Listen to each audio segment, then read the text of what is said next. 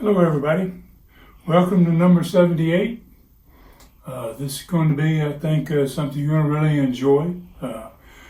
Just a few short rides back, we did a segment, one in which we showed a Cyclone Stampede match on television. It had 7 guys in it, turned out to be a really great match.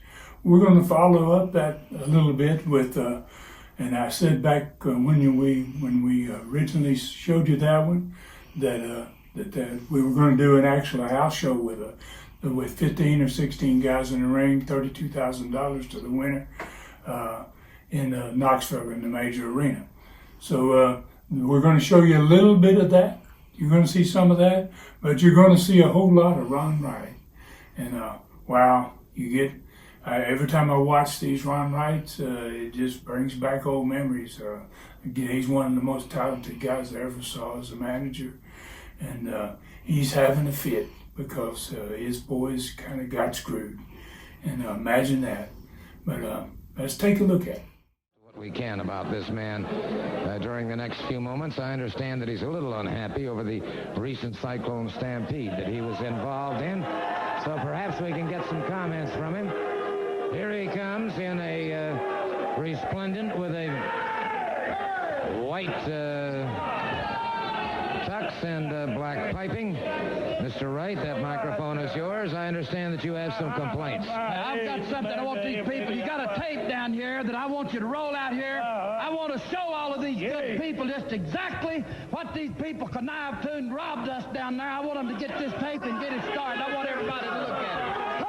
You just sit down and be quiet a minute. All right, here we are. This is the closing moments. Tape up there where we get a good look at everything happening. I don't want to just see the end of that thing, Mr. Solon. I want them to back it up and show all of it so everybody can know exactly what happened. Well, time will not permit that, Mr. Wright, but we will show as much as we can. And I'll be glad to... Everything else, when I come out here, you don't give me the time that I need to tell these people how everybody's trying to rob us up here. And I notice you don't ever cut the bullet off down here. You give him all the time he wants. Look at him up there now, using his fist on my beloved stalker up there. Now, both of my men up there, both of them using the fist, trying to beat the brains out, and they're still the men they are. They were still coming up off that mat. Look at that. Now look at what you're doing now. Another illegal tactic. The man had him with the hair of the head, got each one of my men and held them with the hair of the head and rammed their heads together. That's highly illegal too. Do you agree?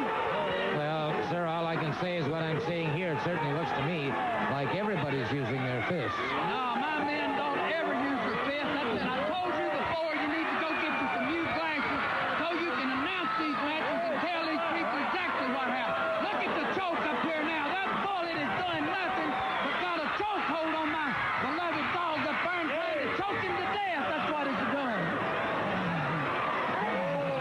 Now look at my business. Mr. Stopper there's got that man down and covered. They counted him out. They got rid of him legitimately, like no underhanded tactics in the world up there. Now look right here what's going on. The man was illegally, that Doug Furnace has been out of the ring and wasn't even supposed to have been in there. How do you explain that action? That Scott Armstrong, that little snotty-nosed brat, come up behind me, and it had this bone of the dog trying to beat the brains out with it. Look at that now. Look at that Doug Furnace. He ain't even man enough to stand up there. The Stopper's got his brains beat out. He was down on his knees down a praying and asking if there was any clergyman in the house to pray for him because they were all... Look at that now. You see what happened? That Scott grabbed that nose gun. Armstrong stole that bone and knocked the man in the head. That's exactly how they robbed us out of that money last night. I ain't never seen the beat been so disgusting in my life. Let me tell you something, Mr. Gordon. I'm going to get off of that. They done seen what you've done and robbed us down there. And I've never been so mad and wanted to whoop on somebody bad in my life. Now let me tell you, you see these handcuffs right here? I want them to get that camera up when they get out of this. Let's be calm. My heart, I may have to calm down a minute to take care of my damn heart. Get over this. They got me so mad. I want these people to get a close-up of these handcuffs now. Get that camera up here and get a good close-up of it because these handcuffs are going to be what's going to do that little snotty-nosed, yellow-bellied, backstabbing punk, arm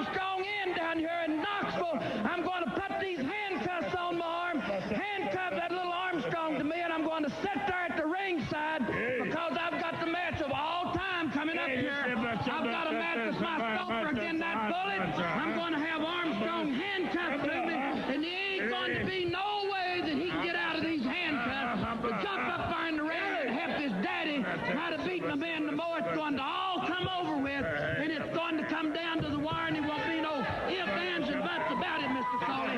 Well, I understand now that if the Bullet loses, he must unmask. Do what? He's going to take that mask off because he's definitely going to get beat down there. You can rest assured of that. You people are all going to see what ugliness looks like in Knoxville, Tennessee. All right, but do you also realize the other stipulation?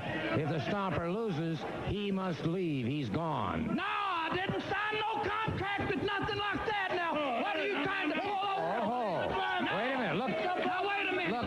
Look. Would you like to borrow mine? I've got good glasses. Yeah, well, it's right there. It's right there. Stomper, they done went and pulled one over on me. That wasn't in the contract. If the Stomper loses, he's gone, and we'll be right back. We'll be right back. Wow, that's some good stuff, man. Building full of people. At the end of that match, wow, you had four great wrestlers in the ring at the end there. One of those guys was Doug Furnace, young son of a gun, man. Wow, going to turn into be a great wrestler. Dies way too young. His career ends way too soon. He's one of the most talented guys I've ever seen, and literally the strongest man on earth, probably. I saw him squat 1,000 pounds. He was just an unbelievable, awesome human being. And Ron Wright's involved. Everybody's involved. I think you got the dog down there on the end of it, and you got Furnace, so you got Bob Armstrong in there, the Bullets in there, and you got the Mongolian Stomper.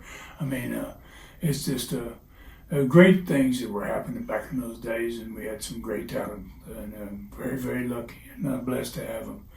And thank everybody for watching these and for enjoying these and coming back and seeing them again and again.